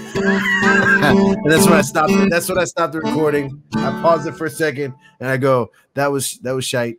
All right, play back, rewind, play it again. just so you know, it's one of those things. I just have to say, it's an awkward recreation, just as awkward as those. That was fun. That was really fun. Yeah, but it's just as awkward and unreal as when you're watching a documentary and the reenactment. And it's like they got the actors pretending like it's like that's how it felt right now. It wasn't real. But the truth is, like I said, getting the message is always nice, and hearing it is always nice. Regardless of what it is, just it's like okay. And then sometimes it's like on the spot, I feel something. I'm like, oh, okay. I have to do something. I have to put this in the right place so I don't forget. You know, so again, if there's a message for anyone or for the world, it's just to keep on creating because you never know where the spark is gonna come from, where the next step comes from. You know, if you keep doing that, if you keep creating, you know, like you said, this album, What I Could Have Said, took you 2 weeks to make. Somewhat like 2 weeks and then post-production with Paul and stuff like that, but it was 40 years in the making, man. You know, so but it's you weren't counting on this, you weren't thinking about this, you were thinking about it in many different forms, different ways, but you would have never ever guessed that we'd be here right now talking about it. Yeah, not at all. So it's like you just have to keep creating. You have to keep doing stuff. It's the John Goodman 2x4 to the head thing. Absolutely. One of the best scenes ever. Oh, here, homage to Sam. Little B minor. I never played that chord till I started playing with Sam. It's like, I do love that. Every time I play that, I think of Sam now and his smileless face and his little hat. That's actually that was my favorite chord last week. Actually, you know what, real quick, before I play Saturday Morning Coffee, as a beginner guitarist, picking it up in the last year, and another person in this house just started playing guitar as well, Miles. Nice. What would you recommend? What's your advice to a beginner guitarist? Oh, I love that. That's the best question ever. So you want my advice is? First of all, don't give a heck about whatever anyone says.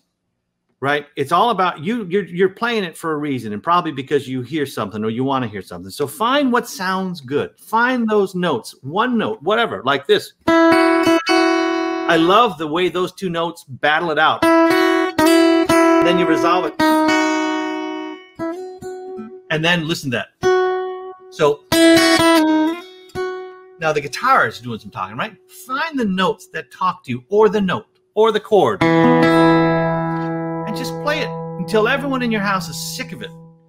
And that means you're getting it. It's becoming part of your bones. You know what I mean? You just want to own that. I've got so many chords that I've done. I have spent a quarter of my life doing just that.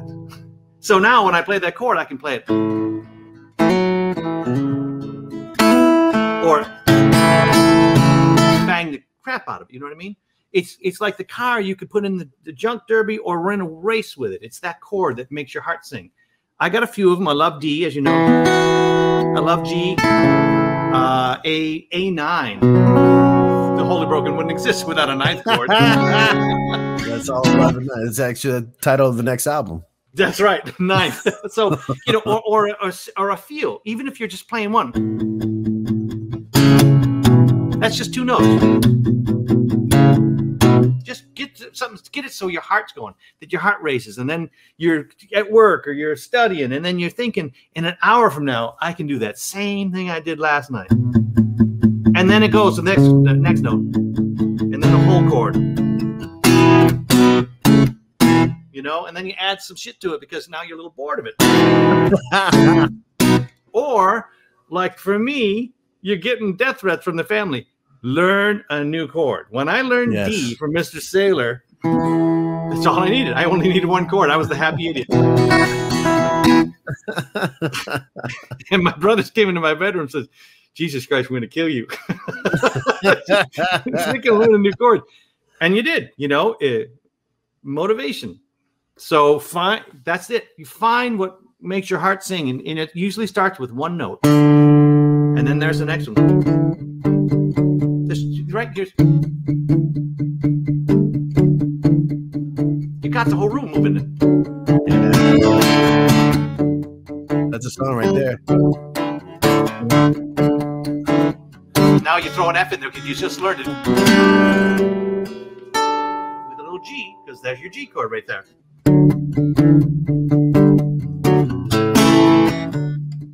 And it's every Tom Petty song you've ever heard. Just epicness. And it starts with all the good ones. All the good ones. So find the note and then just build on from that. And if you're on that note for a month, a year, don't care. Just do it. You know? There you go. With that, we'll go to Saturday morning coffee here on Truck with my cat. With your cat.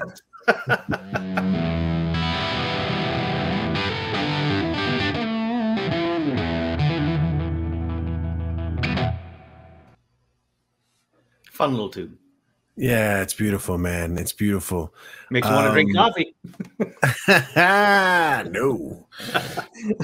Yeah. The truth is, anything makes me want to drink coffee. So it doesn't help. So I just wanted to, before we wrap things up, because we're now getting close to the end with the last song on the album, I wanted to again mention that just please, if you're watching this on repeat, scottpersico.bandcamp.com. Support independent music. What I Could Have Said is the album. His very first. It's taken 40 years, even though it took him minutes to record. It's taken 40 years to get here. But it's amazing. It's really cool. It's beautiful. Please support. And speaking of support and stuff, there's something great that's happening in Topanga, and it's actually happening all over the world. It's called Make Music Topanga, but it's Make Music Day, Monday, June 21st, all over the world. Cities and venues are sort of setting up things for musicians to perform outside and for people during the day, and it's really beautiful. If you want to know more information about this, in particular in Topanga, because that's where I live, so that's where it relates to me, but I'm sure there's something going on near you. Go to facebook.com, Make Music Topanga, or makemusicday.org. And depending on the city, for us, it's Topanga. But for you, it could be, you know, Topeka. I don't know where you're watching, where you're from. I do appreciate that you're watching. But this is Make Music Topanga, Monday, June 21st. At Make Music Topanga for more information. So please go. Again, I have to say, next week, it's Hall & Oates night. Hall & Oates 101. Now, I'm not going to start singing because I'll spend here all night singing Hall & Oates tunes. But yeah, Hall & Oates, May 19th. Send me your covers, y'all. Send me your covers. Now, before we play this last song, I wanted to play a song because I feel like since the whole pandemic started, we've maintained staying creative by doing many different things. And this album is one of them. This is just a perfect example of what to do when you know, you're going crazy. Just put it into your music and release it. But other things we did is you guys always participated with me and still continue to with Truck Stop Mixtape online and through the themes and this is one of my favorite songs that we've done in the past year or past 6-7 months since this show's been on, and it was for the John Hyatt night, and this is a version of John Hyatt's "Feels Like Rain," and I want to dedicate it to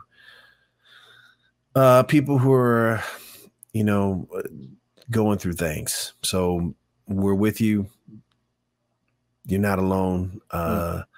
And stay strong. All right. This is Truck Stop Mixtape, The Holy Broken, featuring Scott Persico on guitar, the man of the hour. This is Feels Like Rain by John Hyatt.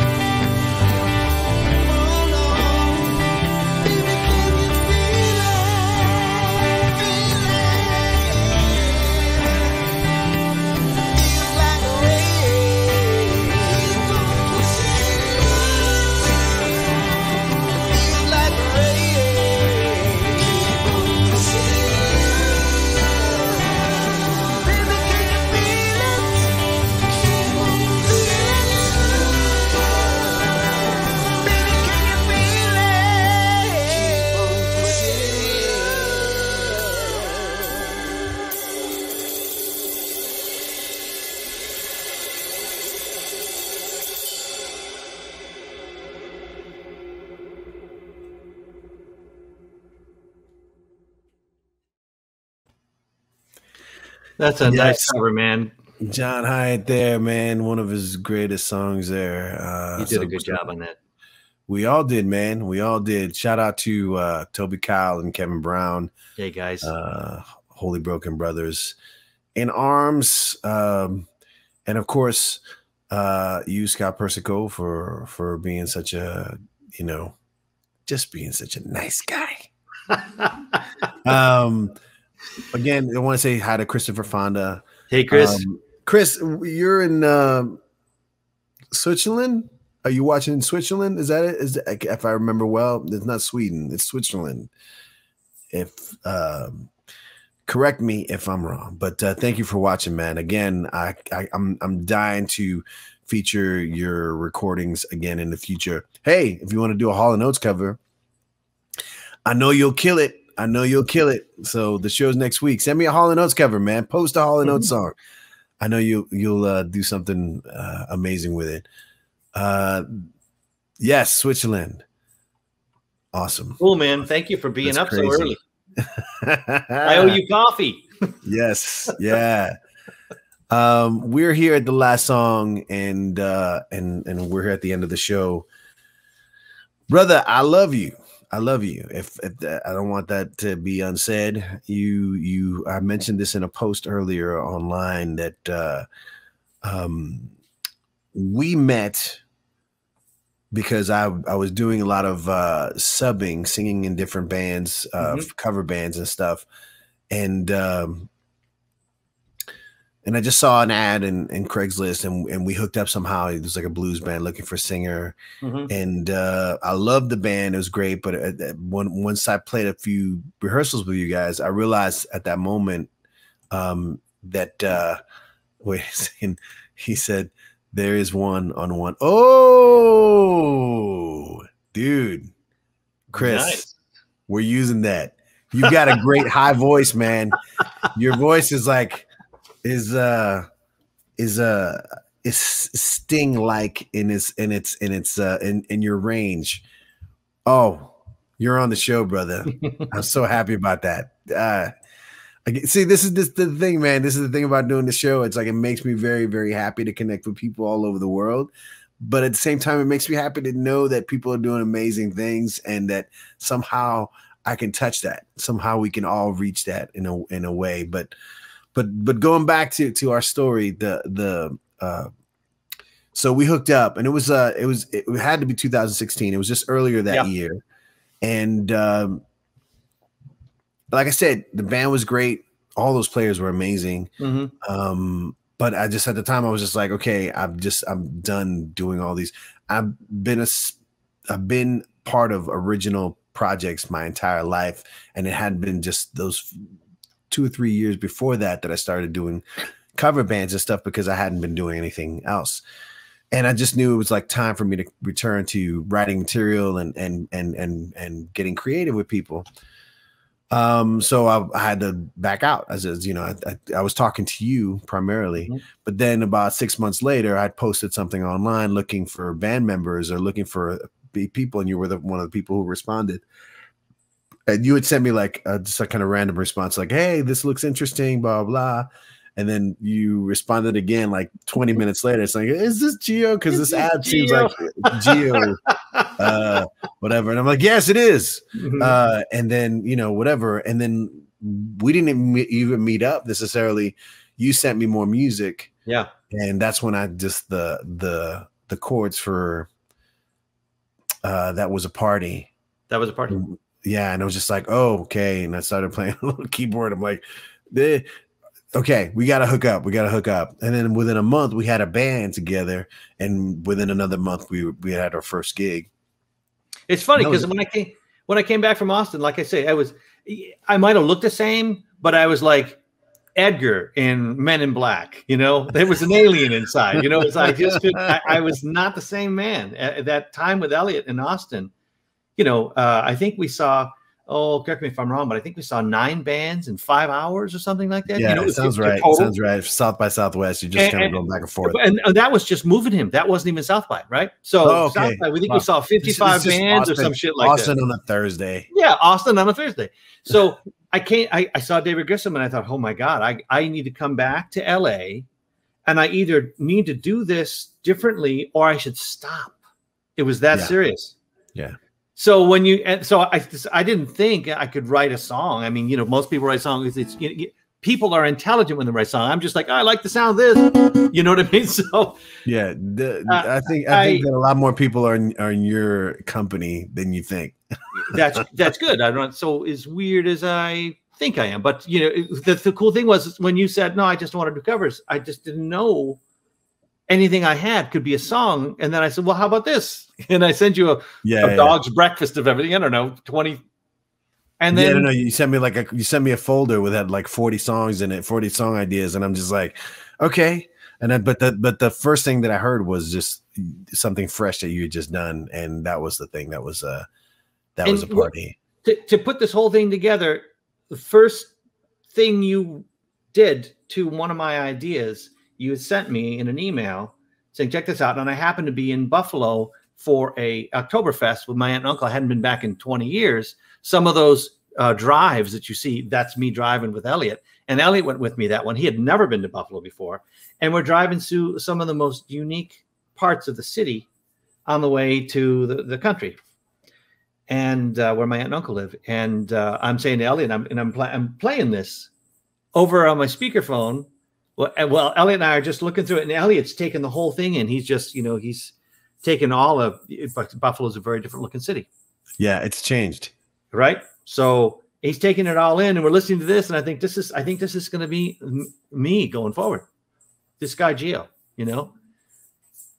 So, and then with Paul, just to nod to Paul, poor Paul, that poor guy, he's just trying to tune his guitar. And while he's tuning, I'm the noodle king. He's like, and Paul says, what the hell is that? I says, I don't know. It's what I do when you're tuning. And he's only tuning for a second. He's fast and shit.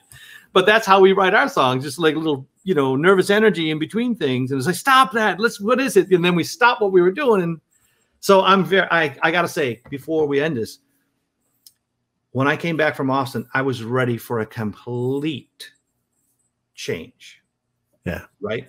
And you and Paul helped me do that it's profound. And then with you, and I was very serious when I told you that. I think I might have said it at the, maybe it was the Canyon when we opened for Chicago, right? That was epic. Yeah. Sitting there in those chairs at the end of that gig, guitar still warm in the bag, amps, in the car, wondering if they're going to get ripped off, and my hands sore, my ears ringing, and I'm watching this guy play Saturday in the Park. I mean, I used to listen to that sitting in friends' bedrooms on the little closed top. So you helped me achieve things I never thought I could have achieved. And I just might. So from me to you, the significance is something that's hard to put into words. So I'll just keep sending you little songs and interrupting your Saturday mornings, because that's my thanks. It just comes straight from my heart, as you know. So well, brother, don't stop. Don't ever stop. Don't ever stop. And opposite to this title, don't ever rest. Yeah. rest when you're dead. Yep. So this song, before you play this song, I want to say about this one, the last 4 or 5 notes of this tune, I think are my favorite notes on the entire album. And they really show. You want to play them right now? Can you play those 2 or 3 notes? I don't even know what they are. Honestly, I don't even know what they are. You know me. What did we just play, guys? Toby, little shout out to you. Thank you, guys. Thank you to the rest of the Holy Broken for having a brain. Yes. Because I don't. So the last 4 notes, 4 or 5 notes, it's just the way they lay the entire thing at rest. This album, those things that make it up, those things that were on my mind that had to come out, those things that made me feel like this, or I made decisions about myself, I don't have to carry those anymore. And those last 4 or 5 notes, to me, they have the weight of gold, right? Not lead, because lead is cheap. This is, I can rest, literally rest. And on the left, this is one of the songs that on the left side, it's me trying to tell myself, dude, what's the problem? That's the synth side.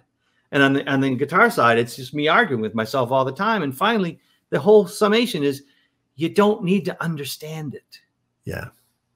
Just feel it. And that's just feel it.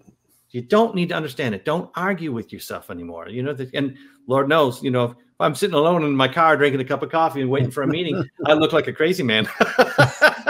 So you don't have to do that anymore. So anyways, that's all I'll say.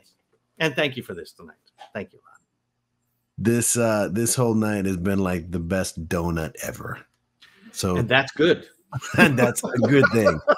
Thank you again for believing in yourself. Thank you for jumping into this like a crazy man, and thank you for finishing this.